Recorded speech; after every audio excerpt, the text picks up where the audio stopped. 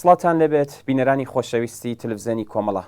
زۆر خۆشحاڵم لەوەی کە جارێکی تر بە بەرنامەی ئێمە و بینەرانەوە دەبینەوە میانی ماڵەکانی ئێوەی خۆشەویست. هیوادارم کە لە هەر کوێیەکەن ساغ و سڵامەت بن و مەجالی ئەوەشتان هەبێت تا کۆتایی بەرنامەی ئەم هەفتەیەش لەگەڵمان بن.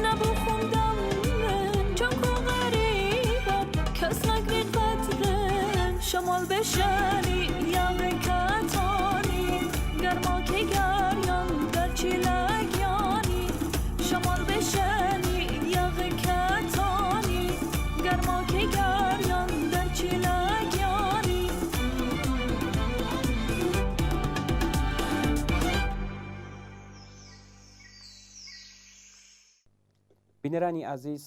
ڕۆژی نوێی خاکەلێوە واتە دوو ڕۆژی دیکە هاوکاتە لەگەڵ ساڵیادی گیانبەختکردوانێک کە لە یەکەمین ڕۆژەکانی بەهاری ئازادی ساڵی 1350 تاویدا لە ڕێگەی گەیاندنی یارمەتی خەڵکی شاری سنە بۆ خەڵکی تێکۆشەری تورکمان سەحرا گیانیان بەخت کرد. 43 ساڵ لەو پێش لە ڕۆژی نوێی مانگی خاکەلێوەی ساڵی 1350 9 کەس لە سیما خۆشەویست و ناسراوەکانی شاری سنە، 9 کەس لە هەڵسوراوان و خەباتکارانی بزوتنەوەی شۆڕشگێڕانی کوردستان، 9 کەس لە تێکۆشەرانی کۆمونیست و مرۆڤ دۆست گیانیان لە پێناو ئامانج و ئاوەتە ئینسانیەکانی خۆیاندا بەخت کرد. نوێی مانگی خاکەلێوەی ساڵی 1350 بۆ خەڵکی کوردستان بە تایبەتی خەڵکی خەباتکاری شاری سنە و بیرهێنەرەوەی یەکێک لە ڕۆژە پڕ لە خەم و پەژارەکان و لە هەمان حاڵدا و بیرهێنەرەوەی هاوپشتی بزوتنەوەی شۆڕشگێڕانەی کوردستان لەگەڵ خەبات و تێکۆشانی گشت هاوچارە نووسانیان لە شوێنەکانی تر بوو. سەرەتای بەهاری ساڵی 1350 ئەو کاتەی کە ڕاپەڕینی جەماوەری خەڵکی ئێران دام و دەستگای دیکتاتۆری و ستەمی ڕژیمی پاشایەتی تێکەوە پێچاو خستیە زبڵدانی مێژووەوە لە بارودۆخێکدا کە هێشتا 2 مانگ بەسەر بەدەسەڵات گەیشتنی ڕژیمی ئیسلامیدا تێنەپەڕی بوو و لە هەلومەرجێکدا کە هێشتا شور و شەوقی شۆڕشگێرانە و جۆش و خرۆشی خەڵکی شۆڕشگێر و ڕاپەڕەوی ئێران بۆ گەیشتن بە ئامانج و داخوازیە و دینەهاتوەکانیان لە ئارادا بوو خەڵکی ستەم لێکرا و مافخوازی تورکمەن سەحرا بە پێکێنانی شوڕاکانی خۆیان بەرامبەر بە حاکمێتی ڕژیمی تازە بەدەسەڵات گەیشتووی ئیسلامی دەستیاندایە خەبات و خوڕاگری بەڵام ڕژیمی ئیسلامی کە هەر لە سەرەتای بەدەسەڵات گەیشتنیەوە عەزمی خۆی بۆ سەرکوتکردنی شۆڕش و خەڵکی ڕاپەڕی و ئازادی خواز جەزم کردبوو سەرەتا لە پیلانێکی خوێناوی و جەنایەتکارانەدا 4 کەس لە ڕێبەرانی خەباتکاری خەڵکی تورکمەن سەحرایان بە ناوەکانی شیر محەممەد دەرەخشەندە ناسراو بە توماچ عەبدولکەریم مەختوم حسەین جۆرجانی و محەممەد واحدیان تێرۆر کرد و دواتر بە هێرش بۆ سەر تورکمەن سەحرا لەو پەڕی وەحشیگەری و بێڕەحمیدا دەستیاندایە سەرکوتی خەڵکی ئازادی خواز و دەستکەوتەکانیان خەڵکی خەباتکار و مافخوازی تورکمەن سەحراش بەرامبەر بەم هێرش و لە پێناو پارێزگاریکردن لە ئازادی و مافی سرەتایی و بەرحەقی خۆیان دەستیاندایە خەبات و خۆڕاگری هەر لەو کاتانەشدا لە کوردستانیش خۆڕاگریەکی بەرین و جەماوەری بەرامبەر بە هێرش و دەستڕێژەکانی ڕژیمی ئیسلامیدا لە ئارادا بوو ئەو خەباتە نەک هەر لە هەموو لایەنێکەوە ڕۆژ لەگەڵ ڕۆژ بەرینتر و جەماوەری تر دەبەوە بەڵکو ڕادیکاڵتر و ڕێکخراوتریش دەبوو کۆمەڵە کە خەباتی خەڵکی بێبەش و زۆر لێکراوی تورکمەن سەحرای بە عادڵانە و بەرحەق دەزانی یارمەتیدان و پشتیوانیکردن لەم بزوتنەوەی بە ئەرکی خۆی زانی و بە پێی توانا و ئیمکاناتی ئەو کاتی بەکردەوە بەرەو پیری یارمەتی گەیاندن بەم بزوتنەوەی و هاوپشتی لێبڕاوانی چوو لە وەڵامدانەوە بەوەها پێویستیەکدا بە خێرایی دەست بەکار بوو و بە پشتیوانی بێدرێغی خەڵکی عەداڵەتخوازی کوردستان لە زووترین کاتدا و بە پێکهێنانی تیمێکی نۆکەسی پزیشکی و دابینکردنی دەرمان و ئیمکاناتی پێویست لەم بوارەدا کاروانی یارمەتیگەیاندنی خەڵکی شاری سنە بۆ خەڵکی تورکمەن سەحرای ڕێخست و ڕەوانەی ئەو ناوچەیە کرد ئەم تیمە کە بەورەیەکی شۆڕشگێرانە لە پێناو بەڕێوەبردننی ئەرکێکی ئینسانیدا لە هەوڵی یارمەتی گەیاندن بە خەڵکی بێبەش و جەماوەری خەباتکار و مافخوازی تورکمەن سەحرا دژ بە کۆنەپەرستی و دیکتاتۆری ئیسلامیدا بوون بەداخەوە نەگەشتنە مەقسەد وە لە بینی ڕێدا بەهۆی ڕووداوێکی هاتوچۆ گشت ئەم هاوڕێیانە گیانیان بەخت کرد پەیکەری ئەم ئازیزانە لە نێو غەم و پەژارەی بێ ئەو پەڕی خەڵکی شاری سنە و دەوروبەریدا وا بە بەشداری دەیان هەزار کەس لە جەماوەری خەڵکی کوردستان ئەسپەر دەکران بەڵام هیچ کاتێک یاد و بیرەوەریەکانیان لەبیر نەچەوە ئەوانەی کە لە نزیکەوە لەگەڵ پێک هاتەی ئەم کاروانە بە مەقسەد نەگەشتووەدا ئاشنابوون دەیانزانی کە مەرگی ئەم ئازیزانە لەو ڕۆژ و ماگانەی سەرەتای شکڵگرتنی بزوتنەوەی شۆڕشگێرانەی کوردستان و لەو سەردەمە هەستیارەدا چ پەژارەیەکی قۆڵی خستە دڵ و دەرونی خەڵکەوە و چەند بەکارە ساتێکی گەورە سەیری کرا زۆربەی خەڵکی شاری سنە و دەوروبەری ئەم ئازیزانیان لە نزیکەوە دەناسی هەر کامە و لە یەکێک لە مەیدانە خزمەتگوزاریە کۆمەڵایەتیەکاندا خەریکی کار و هەڵسوراوان بوون ئەوان کرێکار و معلم و فەرهەنگی و دکتور بوون خەڵکی شار و دێهاتەکان لەگەڵ سیمای خۆشەویستیان لەگەڵ کاری شەو و ڕۆژیان لەگەڵ دڵسۆزی بێچاوەڕوانەکانیاندا ئاشنا بوون ئەوان ئینسانگەلێکی ئاشنای دەرد و ئازارەکانی خەڵک بوون و ژیانی خۆیان تەرخانی ڕزگاری ئینسان لە کۆتوبەندی هەر چەشنەستەم و چەوسانەوەی کردبوو و هەر ئەمە هاندەریان بوو کە مەئموریەتی بەشداری لەوە هاتیمێکدا بە ئەستۆ بگرن ئەوان لە زمرەی کەسانێک بوون کە خزمەت بە زۆر لێکراوانیان لە مەودای تەمەنی خەباتکارانەیاندا تەجروبە کردبوو و هەر بەم ئێعتبارەشەوە حزوریان لە هەموو شوێنێک کاریگەری هەبوو ئەوان ئەمجارە ویستویان لە خزمەت بە خەباتی مافخوازانەی بەشێکی تر لە دانیشتوانی زۆر لێکراوی ئەم وڵاتەدا دەرکەون و بۆیە خۆبەخشانە ئەم مەئموریەتیان واستۆگرت ئەم ئینسانە شۆڕشگێڕ و گیان لە سەردەستانە گەلێک زیاتر لەوەی تا ئەو کات لە خۆیان نیشاندا بوو زەرفەتی خەباتکارانیان تێدا بوو کە بەداخەوە هەڵسوڕان و فیداکاریەکانیان ئەوەندە درێژەی نەکێشا تا بتوانن هەرچی زیاتر لەسەر ڕەوتی خەباتی جەماوەری خەڵکی ناڕازی لە دەسەڵاتی ئیسلامی شوێنەوار و کاریگەریدا بێنن هەرچەند ئەوان زۆر زوو گیانیان دەدەستا بەڵام گیان بەختکردنەکەیان دەرسێکی گەورەی لە هاوپشتی و وەفاداری بە ئاواتی یەکسانی خوازانە و ئینسان دۆستانیان بەجێهێشت و ناویان بۆ هەمیشە لە مێژووی خەباتی کۆمونیستەکان و خەڵکی زۆر لێکرا و مافخوازدا دەمێنێتەوە ئەم هاوڕێیانە بریتی بوون لە فائیزەی قوتبی گوڵڕیز قوبادی فەریدا زەکەریایی جەمیل زەکەریایی جەمیل سەجادی ئیسماعیل عەلیپەنا ڕەئوف کەمانگەر ئەسعەد وەزیری و فەتحوڵڵا لوتفوڵڵا نژادیان ئێمە لەم بەشەدا هاوڕێ سەتار پێشمەرگە دێرینەکانی کۆمەڵە کە لە نزیکەوە لەگەڵ هاوڕێ دکتۆر فەتحوڵڵا لوتفوڵڵا نژادیان ئاشنا بووە وە گەلێک بیرەوەری بە نرخی سەبارەت بەو ئازیزەلایە داوامان لێ کردووە کە لەم بەرنمێدا ئامادە بێت و باسی کەسایەتی و دەورونەقشی دکتۆر فەتحوڵڵا لە ناوچەی ژاوڕەمان بۆ بکات. کاک سەتار سەرەتا بە خێراتنت پێ دەڵم زۆر سپاس بۆی کە بەشداریت لەم بەرنمێدا کرد. زۆر سپاس منیش سلااو ڕێزمەیە بۆ بینەرانی تەلەڤیزیۆنی کۆمەڵە زۆر سپاسیش لە ئێوە کەم کێ من تابۆبان کرد بۆ ئەم بەرنامەی کە یادی بکەین لە ئینسانێکی توکەشەر و کۆمونیست کێ واقعەن لە تەواوی ژیان یا تەواوی ژیان و زیندگی ڕۆژمەڕای خۆی لە خدمەت بە ئینسانیەت و بە مرۆڤایەتی سەرف کرد. سپاسانەکە منتان داوت کرد بۆ بەرنامەیەکی بتانم حداقل گۆشەیەک لە ژیان و زیندگی دکتۆر فەتحوڵڵا لە منتەقە ژاوەرە و بۆ بینەرانی تەلەڤیزیۆنی کۆمەڵە باسکە. سپاس و بەشداریت. کاکستار هەر وەک لە سەرەتای بەرنامەکەدا باسم کرد ئێوە لەگەڵ هاوڕێی گیانبەخت کرد و دکتۆر فەتحوڵڵا ئاشنایەکیەکی زۆرتان بۆ وا دیارە لە نزیکەوە یەکترتان ناسیوە. پێمان خۆش بوو زیاتر بۆمان باس بکەی لە کەسایەتی یاگە بیرەوەریەک شتێکت هەیە لەگەڵی لێرەدا لەم بەرنامەیەدا باسی بکەین. زۆر باشە. من ئەگەر بێم واقعەن قسە بکەم لەسەر ژیان و زیندگی دکتۆر فەتحوڵڵا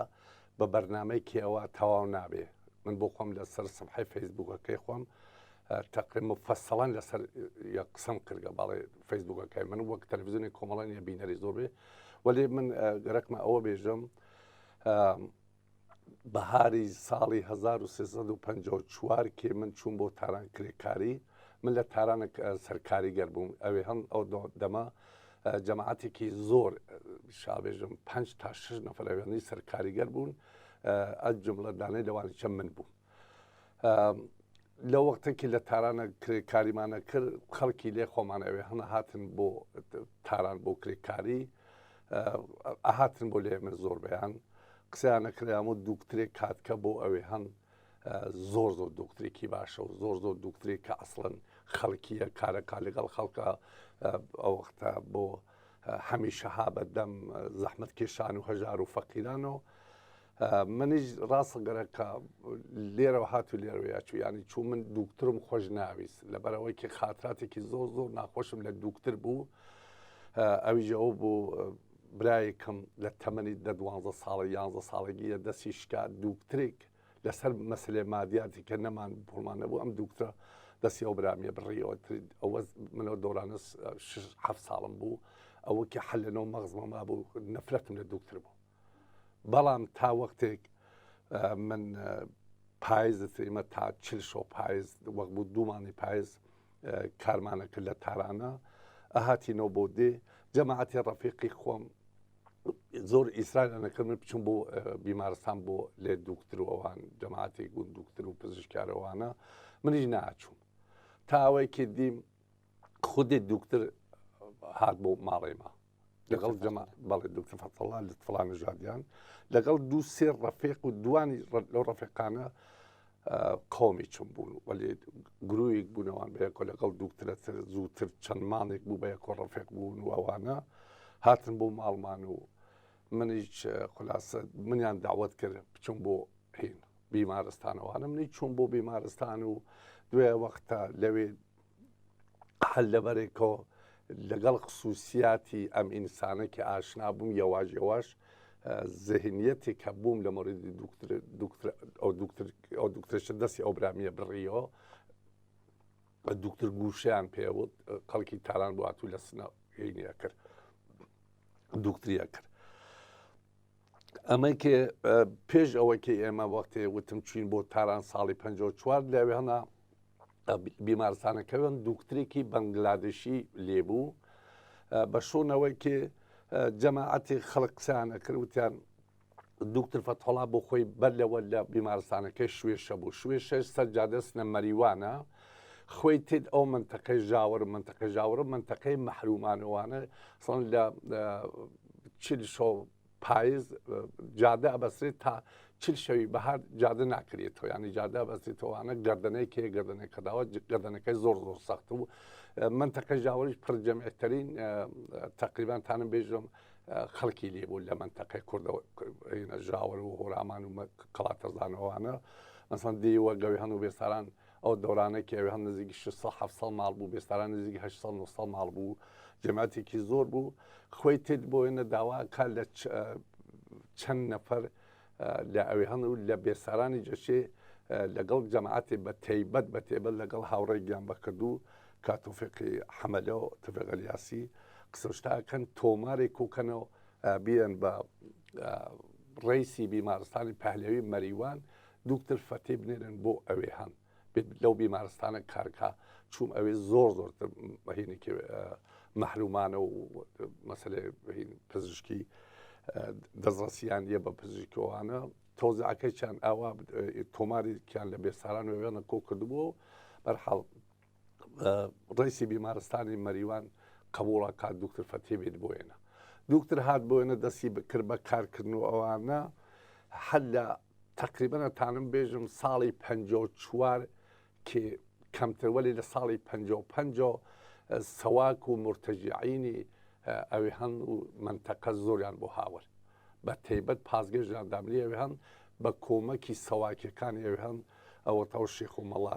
نادکە لەوێ هەن نابوون فشاریان بۆ هاور بەرحەڵ بۆ ئەوەی کێ ئەیانزانی ئەمە خەریکە کارەکە کارکردنەکەی چی لەو دۆرانێکی ئێمە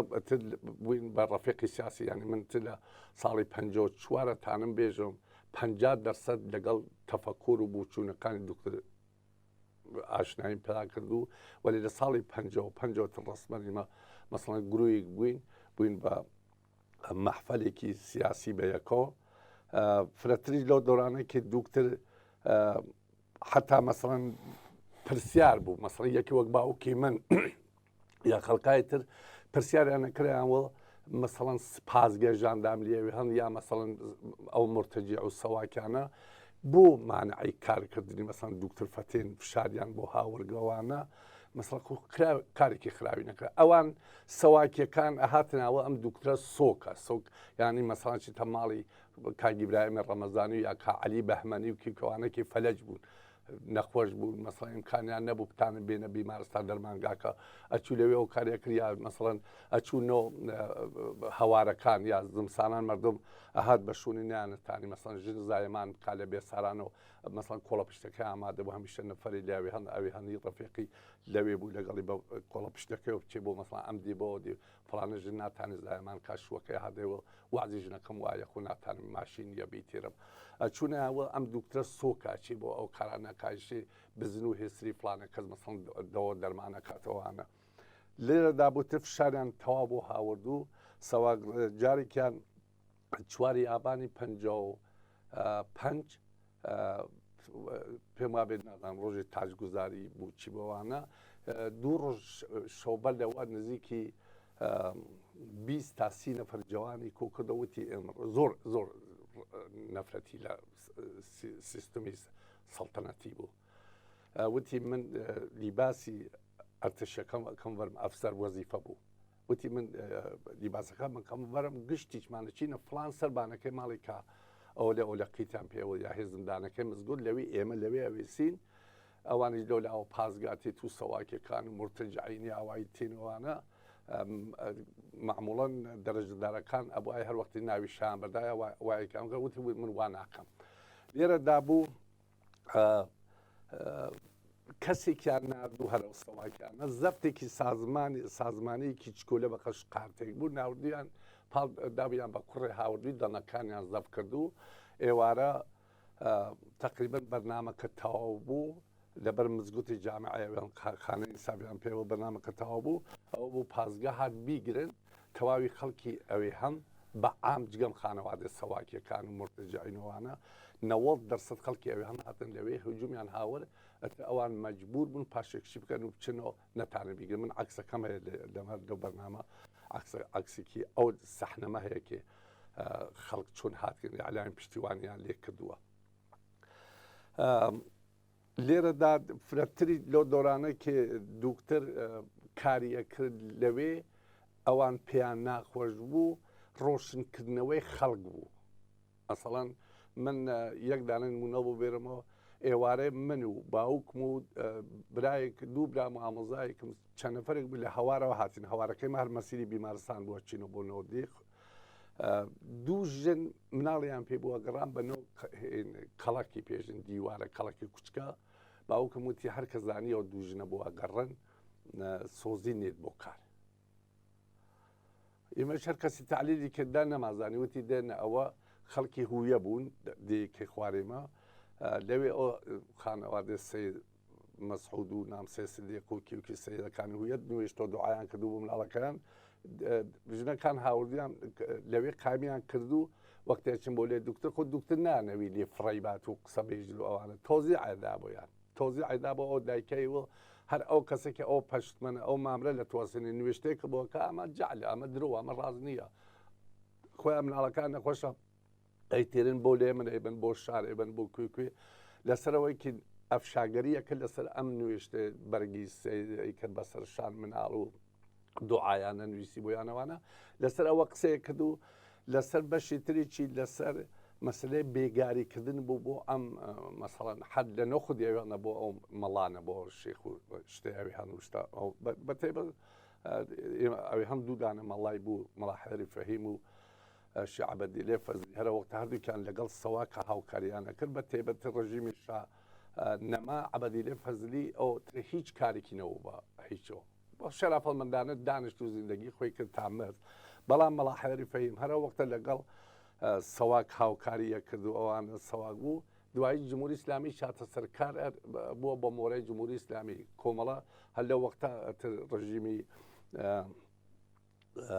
ڕژیمی شا سەرنگون بوو ئەوانە ئەوە بۆتر کۆمەڵە هات ئەمانیە مەحاکمە و دادگایی کرد محاکمە و دادگایی کرد بڕێکی چانی زیندانی کرد لەسەرەوەیکە ئێوە لەو دۆرانێکی زۆر عەزیەت و فشارتان هاور بوو دوکتۆر فەتحوڵا هەتاترەوە بوو دوکتۆر فەتحوڵا ساڵی 56 تقریبەن ئەو نەفشاریان بۆ هاور سەواک مەجبور بوو ئەوێ هەنجێ بێڵێ بچیتۆ لە سنە لە چوارڕێی فەراحە لەوێ مەتەبێکی دانەفشانە بۆ ئەو نانش لەوێ هەناوێ چون لەو دۆرانە مەسەڵەن خودی سەواک ئەوە نەفشاریان هاوردوو ڕیسی بیمارستانی پەهلەوی مەریوان نامەیەکی بۆ نوویسی بوتیان بێ بۆ مەریوان لە مەریوانە ڕیسی بیمارستان بە و دوانی وەڕان مەتەبێ دانە بە خۆ کارکە تۆ لەوێنە خەریکی بە 4,000 مەداوی هێسری ئەوەکەی هێسرەوەکە مەسڵ خەڵگە چون بۆ کاروان نەفت و شتە بێرن هێسرەکانە نەسووتا مەداوە تۆ خەریکی ئەوەکەی تۆ ماڵ بە ماڵەچیە گەڕیت و ئەوانە ئەویش وتی من تەرجادەم بەم 4,000 یا هەرچی بەم حقۆقێکی بە منە من لێرە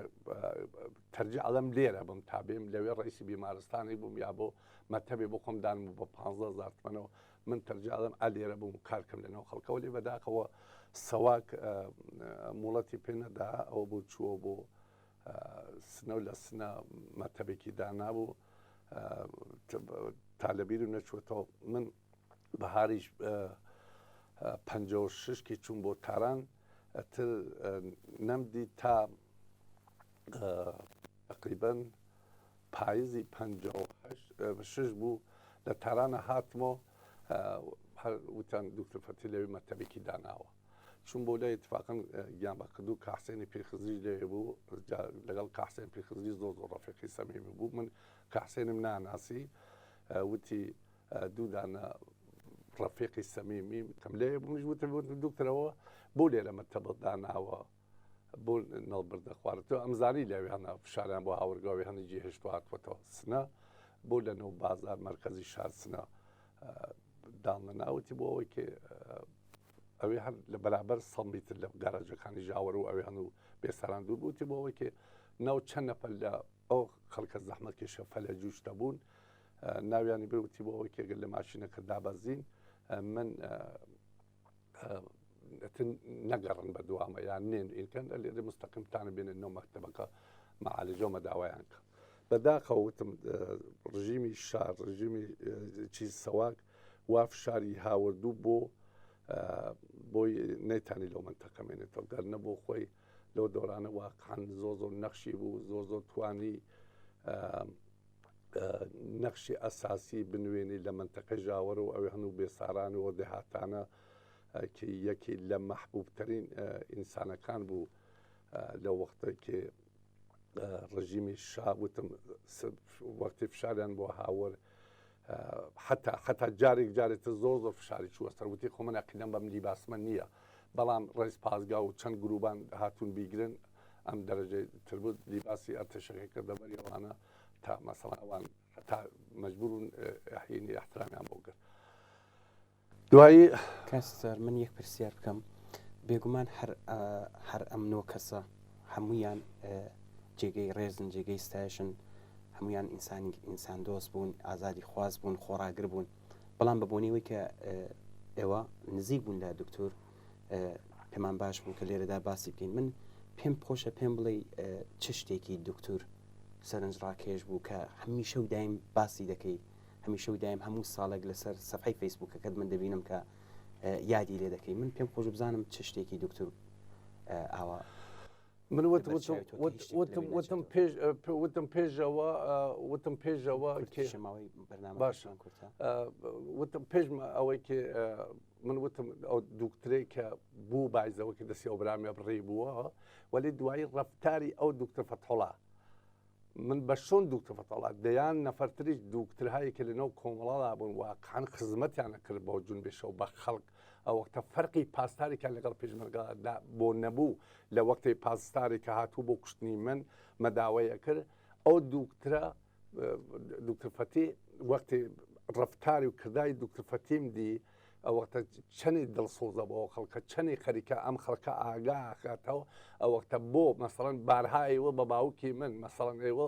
کاحمە کەریم بۆ ستارەشی بچێ گەوڕی شوانی ماڵی حاجیشی عەبەدی لێ فەزلی بکە ئەو مناڵەکانی بچین مەسەڵەن دەرس بخوێنین و بچینە مەدرسە بخوێنین وەلی مەسەڵەن مناڵەکانی ئێوە مەحروم ئێمە پەنج برا بووین هیچ پەنج براکەمان چوارمە هەر مەدرسە نەچوو برای چکو لەمان لە ماخرە چۆ مەدرسە بۆ ئەوەیەکی کاریەکە لەگەڵ خەڵکە دڵسۆزی خەڵک بوو دوای وەختە تەبعیز قایل نابوو وەختی کەسێک چوو بۆ لای معاینێ بکاتەوەوانە بۆ مەسەڵەن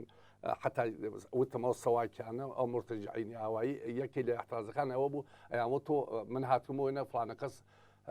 بۆ من بە لەوە نەهات مەژبوری ئەوەی ئەو زووتر هاتووە ئەو زووتر هاتووە بەلەتەوە هاتووە بۆ ئێرە لەبەرەوەی کە هیچ وەختی حاضر نەبوو هیچ تەبعیزی قایل بێ لە بینی گەڵا و دۆڵەمەنە لە بینی دۆڵەمەند و مازانە ئاغا و کیە بۆ ئەوەی کە ئەو کارانێکی ئەو کردی ئەو خزمەتێکی ئەو کردی بۆ خەڵک حتا وتم ڕەفیقی سەمیمی خەڵکێکی زەحمەتکێشی منتەقەی ژاوەرەوە شعرێکی داناوە بووی لەسەر گوڵکۆکەیکی هەیە داوا دەکەم مەسەڵەن بیخوێننەوە لەوێ ئەوە شعرێکی نیشانەڵا دوکتر فەتی مەسەڵەن هەر بۆ سێ بەیتە شعرەوە کە داناوە لەسەر گوڵکوی زیارەتەکەیە ئەوەختە نیشانە دوکتر فەتی کی بووە لە منتەقە چەندی خزمەتی کردە چەندی دڵسۆزی خەڵک بووە شەوە ڕۆژی بۆ نەبوو شەوە ڕۆژی بۆ نەبوو باوەڕکە هەر دەیەکەوە هەر لە عەزێ هەر کەسێک لە هەر دەیەکەوە هات ئەوەختە فلانە قەسم نەخۆشە بگایە بەدامە ئەوەتە زۆر وەک بوو بە ئیمکاناتی خۆیەوە ئیمکاناتی خۆیە ناختیاری بچێ مەعالجە کات و دەوە دەرمانی بۆ تەرەب نەیبوو زۆر باشە ئێمە لە ئاخرین ئەو بەرنامەچەدا منیش یاد یەکەم لە تەواوی گیان بەکردوانی ڕێگەی ئازادی و ئینسانیەت و هەروەها ئەو نۆ ڕەفیقە ئەو نۆ ئینسانە ئازادی خواز و کۆمونیستە کە لە ڕێگەی کۆمەڵڕەسانی بە تورکمە سەحرا لە نوێی فەرۆدینی 58 لە یانیا بەکرد سەر و ڕێز و نەوازشدا دەنەوێنن بۆ خانەوادە و کەسوکاریان و یادیان بەرز و بەڕێز بێ زۆر باشە بینەرانی عزیز هەر لەسەر داوای کاکسەتاری بەڕێز ئێمە حتمما ئەم سێ بەشێرێکە لەسەر گڵکۆی هاوڕێی گیان بەخت کرد و دکتۆر فەتحوڵڵا نووسراوە بۆتانی دەخوێنینەوە لەسەر گڵکۆیەکە نووسراوە گوڵاڵە سوورەی خەباتی گەلان کاک دکتۆر فەتێ ڕەفیقی ڕێمان شەهید بووی لە ڕێی دەرۆن پەرێشان خۆت کرد بە چرای ڕێی زەحمەت کێشان هۆیە و سەرهۆیە و بەنان بێساران دێ بە دێ گەڕای بۆ دەردەداران جێگەت خاڵیە و پڕ نابێتەوە ڕێو شوێنێت لە بیر قەت ناچێتەوە یادی ئازیزیان بەرز و بەڕێز بێت و ڕێگایان بەردەوام بێت. زۆر سپاس مەمنون.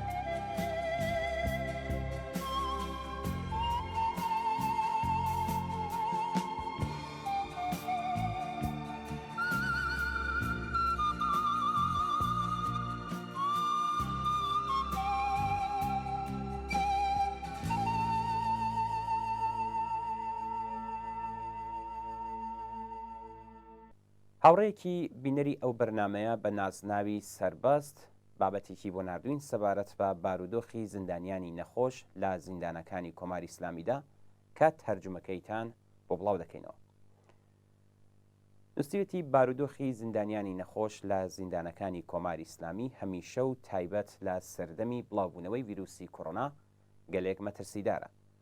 سەرەڕای ڤیرۆسی کۆڕۆنا زیندانەکانی ئێران پڕن لە زیندانانێکی نەخۆش کە لە کەمترین چاودێری پزیشکی بەهرەمەند نین. لە نێو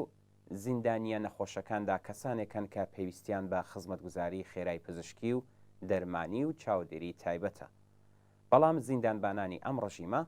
بان قەست سەبارەت بە بارودۆخی خراپی جەستەیی ئەوان و ناردنیان بۆ نەخۆشخانە و ناوەندە دەرمانیە پێشکەوتووەکان لە دەرەوەی زیندان بە تەواوی کەمتەرخەم. بەرپرسی بێهداری زیندانی ئەوین لە دەستورێکدا ڕووبە دکتورەکانی ئەم زیندانە و توێتی کە لە ڕاگەیاندنی بارودۆخی مەترسیدار بۆ زیندانیانی سیاسی خۆ ببوویرن. ئەمە لە حاڵێکدا کە بێهداری زیندانی ئەوین خاوەنی دکتۆری پۆسپۆر و کەرەسەی پێشکەوتووی پزیشکی پێویست بۆ یارمەتی گەیاندن بە زیندانیانی نەخۆش لە کاتی مەترسیداردانیە. ئەم هەوڵە دژی ئینسانیەی بەرپرسی بێهداری زیندانی ئەوین لە حاڵێکدا بەڕێوە دەچێت کە بەپێی یاسا ڕاگەیاندنی بارودۆخی مەترسیدار بەرپرسانی زیندان مەلزوم دەکات کە زیندانی نەخۆش بۆ نەخۆشخانە بگوازرێتەوە. هەڵبەت ئەمە تەنیا زیندانی ئەوین نییە کە لە ناردنی ئەو زیندانیە نەخۆشانەی کە لە دۆخی پێویست بەم کەمتەرخەمیە بە ئان قەستە پزیشکیانەوە ئەم کەمتەرخەمیە بێهداشتیانەش کە دەبنە هۆی بڵاوبوونەوەی گەلێک نەخۆشی مەترسیدار و واگیردار زیاد بکەن تا بەڕوونی دەرکەوێت لە سلولە تەنگ و تاریکەکانی زینداندا چی بەسەر زیندانیانی نەخۆشدا دێت. کەڵەکەبوونی جەماوەر سلولی تاریک و تەنگ، کەمتەرخەمی سەبارەت بە لایەنی بێهداشتی بەدخۆراکی، بوونی گەلێک مێرو و حەشەرەی مەترسیدار، بڵاوبوونەوەی نەخۆشی واگیردار وەت بە تایبەت لەم دەورەیەدا نەخۆشی کۆڕۆنا بە شێوەیەک بارودۆخی زیندانەکانی نالەبار کردووە کە بەشی زۆری زیندانیەکان لەژێر ئاسەواری ئەم دۆخەدا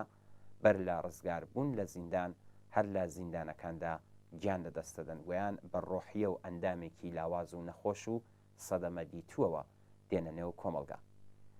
زیندان لە کۆماری ئیسلامیدا تەنیا گرتوخانەیەک و ئەشکەنجەگایەک بۆ زیندانیان نییە، بەڵکو شوێنی زەزرکوشکردنی کەسانێکی شەکە لە زینداندا سەدەمەیان دیوە یان گیرۆدەی نەخۆشیەکی بێچارەسەرن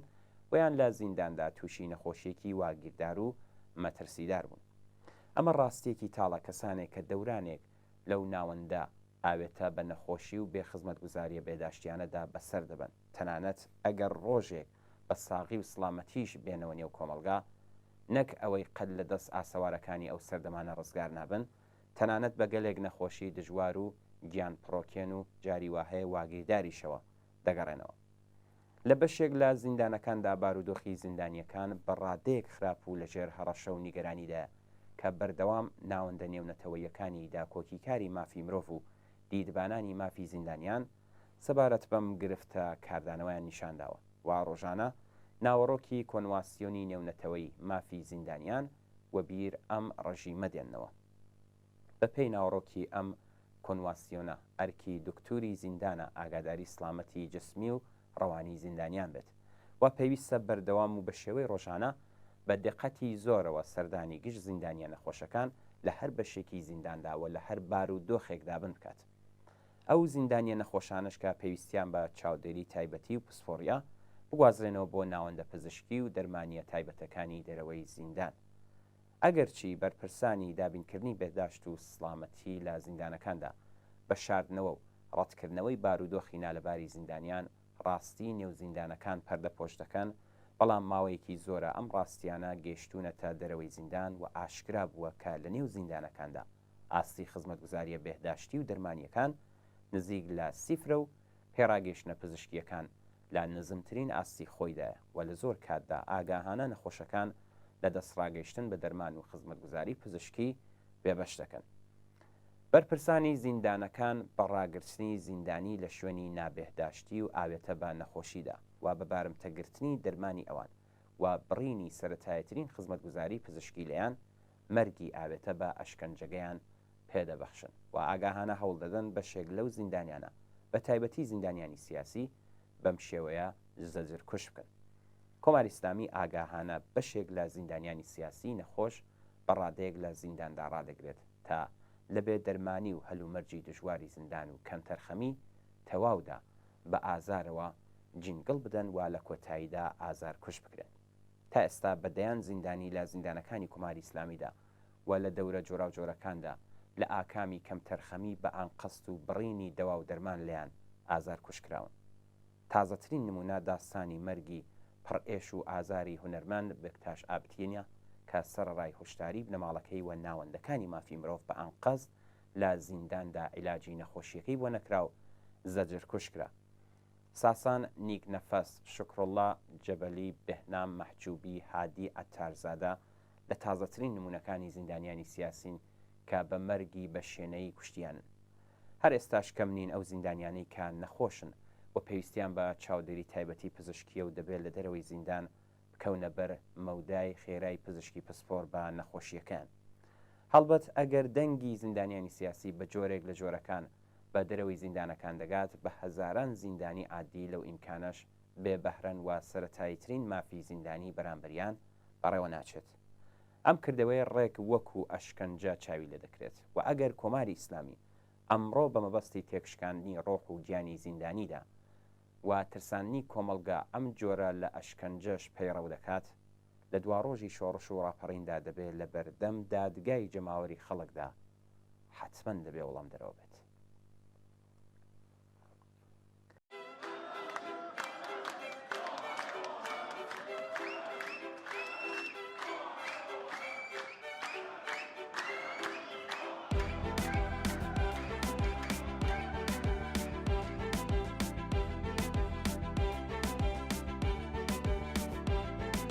قفس را بسوزان، بیا در خیابان، صداشو بلرزان، تو بنیاد زندان، نه تیر و تناب و نه کشتار آسان، فقط حق انسان، فقط حق انسان. نترسید نترسید ما همه با هم هستیم، نترسید نترسید ما همه با هم هستیم، نترسید نترسید ما همه با هم هستیم. نترسید نترسید باید آنها بترسند، هستیم در کنار زندانیان دربند. بترسید بترسید ای صاحبان زندان، آمدیم در خیابان بشکنیم قفل زندان. بترسید بترسید ای صاحبان زندان، آمدیم در خیابان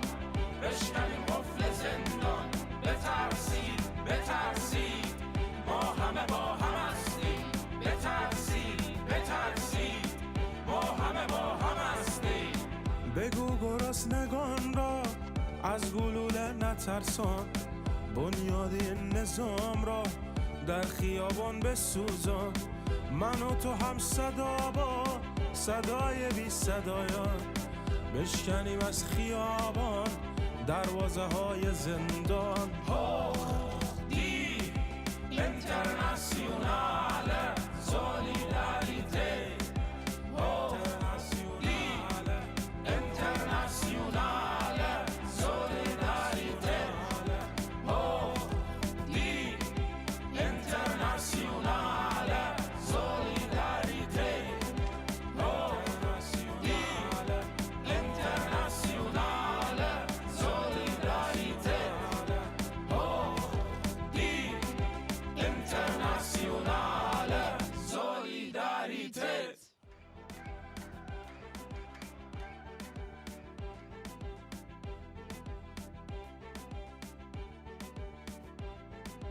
قفس را بسوزان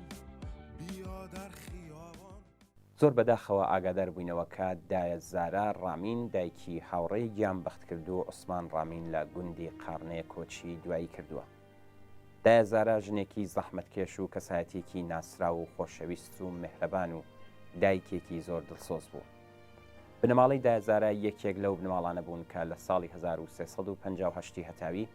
لە قەتڵ و عامی گوندی قارنێ 4 منداڵی بێتاوانیان بەدەست کۆنەپەرستانی کۆماری ئیسلامی کوژران. دایە زارا بەلەدەستانی ئەو 4 کۆرپەیە زۆر تێکشکا بوو. دایە زارا هەمیشە چاوی لەسەر ئەو منداڵانەی بوو کە مابووین و نیگەرانیان بوو. ساڵی 1360 هەتاوی کاتێ هاوڕێ عوسمان کوڕی دایە زارا لەگەڵ چەند هاوڕێ بۆ سەردان دەچنە مەقڕی بایزاوای کۆمەڵە و شەو لەوێ دەمێنەوە. لە بەرەبەیانی ڕۆژی 18 خەرمانان هێرشێکی بەربڵاوی هێزەکانی کۆماری ئیسلامی بۆ سەرگوندی بایزاوە دەستی پێ دەکات. بەداخەوە لەو شەڕەدا کە هەتا شەو درێژەی هەبوو، هاوڕێ عوسمان لەگەڵ 10 هاوڕێی پێشمەرگەی کۆمەڵە گیانیان بەخت کرد. بە گیان بەختکردنی هاوڕێ عوسمان دایە زارا سەرجەم 5 ڕۆڵەی لەدەستا و 5 جار جەرگی سووتە. دیارە لە کوردستان کەم نین ئەو دایکانەی کە وەک دایە زارا کە لە خەباتی ئەو گەلە چەوساوە و مەینەتبارە چەندین ڕۆڵەیان گیانیان لەدەستا بێ و بوونە تا دایکانی نیشتمان و دایکانی خۆراگر. ئێمەش بەم بۆنەوە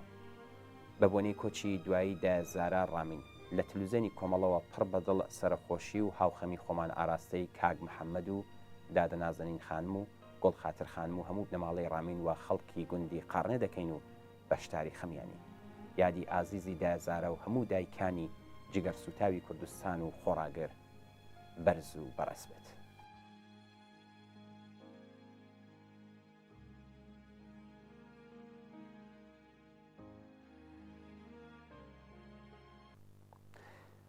بەڵێ بینەرانی خۆشەویست بەم جۆرە گەشتینە کۆتایی بەرنامەی ئەم هەفتەی ئێمە و بینەران زۆر سپاس بۆی کە تا ئێستاش لەگەڵمان بوون. چاوەڕێی نامە و